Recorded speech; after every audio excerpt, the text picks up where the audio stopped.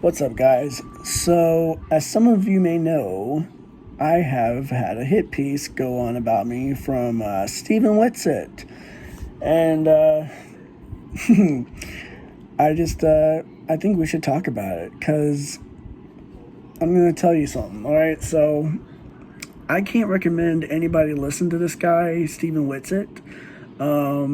You shouldn't listen to him on anything, any matter of theology or eschatology. He teaches this thing called middleism that he made up. He just fabricated and pulled it out of his butt. Um, yeah, he just pulled it out of his butt and he declares it's a fact. So, yeah, like, who cares? Why would you want to listen to somebody that just makes stuff up, right? Uh, well, anyways, so as some of you know, Gary DeMar wrote a piece about me, right?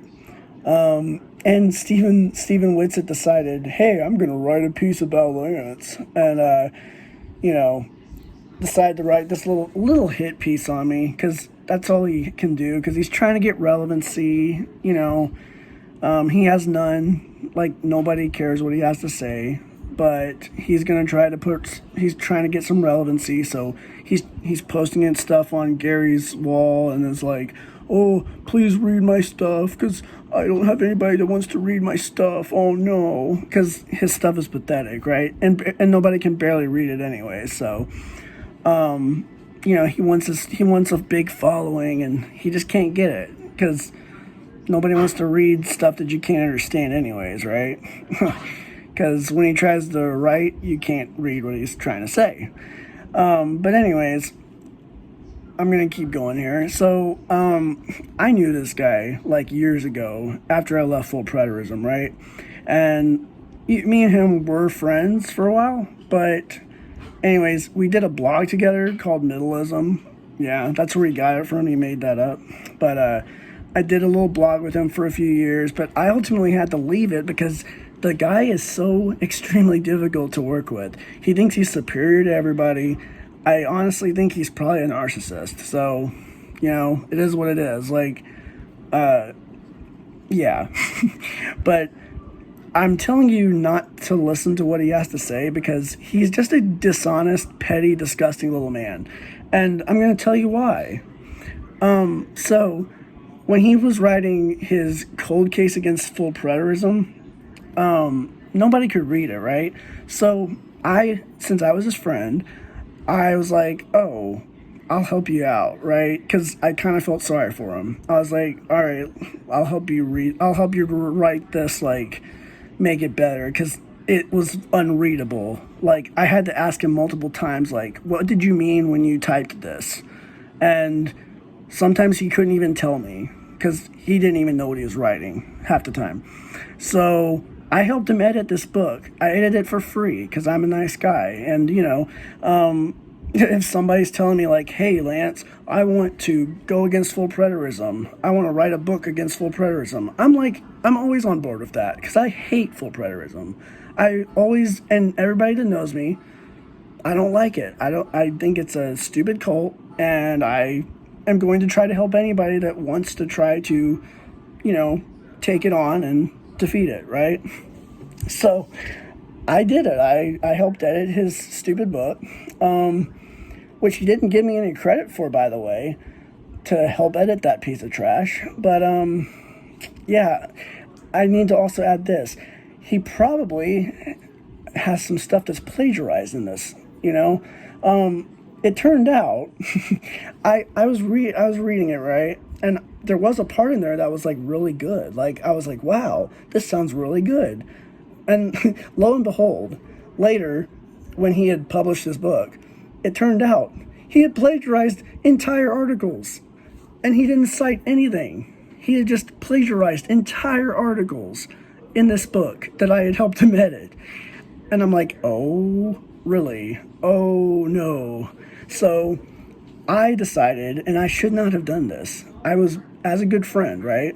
I'm being a good friend because I'm still his friend at this point. I'm like, I will cover for you. I will tell people that obviously he made a mistake and, oh, he made an error. Like, he's got it somewhere, but It took him like 2 days or something to cite this stuff because he couldn't even remember what he had plagiarized and cited. And like, obviously he was in error and being dishonest about this, right? Because being a plagiarist is dishonesty. And so I seriously, I deeply regret helping him now in hindsight, obviously. Because dude plagiarized entire freaking articles and then put them in his little book, which also stunk because if nobody had edited it, nobody could have read it anyways. I mean, unfortunately. But I deeply regret helping him now, honestly. And here's the big kicker here. So this is why we stopped being friends. Because, okay, so when I wrote my book, I made a little tiny edit error. You can see in my book, I have citations galore in it, right? Well, I did not cite Stephen. I had Stephen in this one little, measly little tiny sentence. And what happened is, I was driving that day, and I was going somewhere, and Stephen doesn't message me, he doesn't do anything, he just posts on, like, he vague posts, and is like, oh, it looks like Lance, plagiarized me. I'm like, okay. Like, I checked it later, and I was like, really? Okay. Like, I was like, well, you could have messaged me, and I would have, like, fixed it, right? Like, I would have done that, because I'm an honest guy. I make mistakes too. We all make mistakes, but, here's the kicker though. Instead of like messaging me and giving me like a little bit of like time to do this or anything, like even a little grace or mercy here, like the dude instead blocks me on all of his accounts, right? And then he sends his wife after me. Like, he sends his wife to message me.